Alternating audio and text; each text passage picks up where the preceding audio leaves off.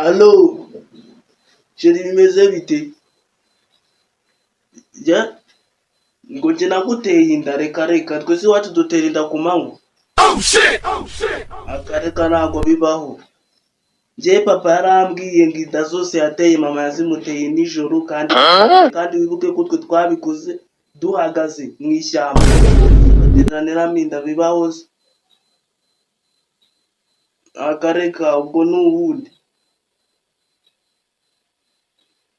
Njyewe unyibagirwa.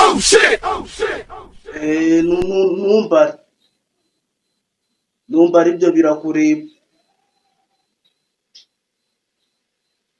Njye ndacyari n'umwana erega ntabwo natera inda ngo bikunde. Gusa yacaye reka ndacyari n'umwana.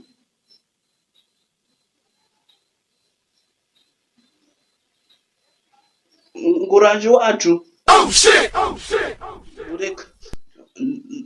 Bureka ndaje nkubwire.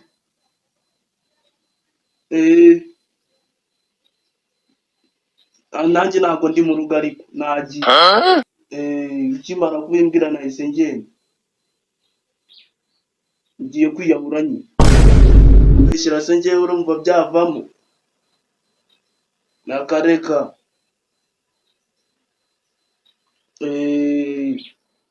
Gahunda niyo. Ariko nabwo naba nemeye nabi. Nese ubundi reba papa yarambwiye ngo ntabwo umuryango wacu utera inda nijoro ku manywa nawo ntabwo utera inda ku manywa.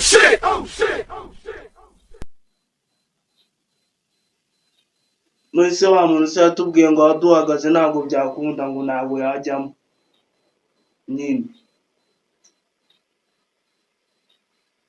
Oya uri kumbeshyera rega. Ibintu byo gukundana bivuyemo. None se urahita uza iwacu kugira uti nimba ivamo se bahita banyica.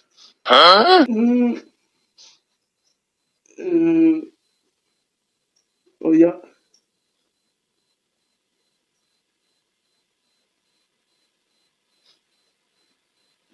none se kara wayifashe nta kuntu wayikuramo. Mbese we wayifatiraga iki? Wayifatiraga ikira? Reka iyo uyangaze undi wemeye ko ijyamo gute?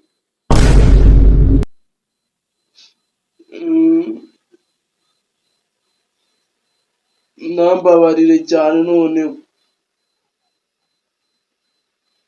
Nagiyemo se gute nyine se wowe wari kuyifata cyangwa ukayihorera wemeye kuyijyamo gute? Uzoho usama ibintu byose ubonye. Usama ibintu byose ubonye kubera ikizi.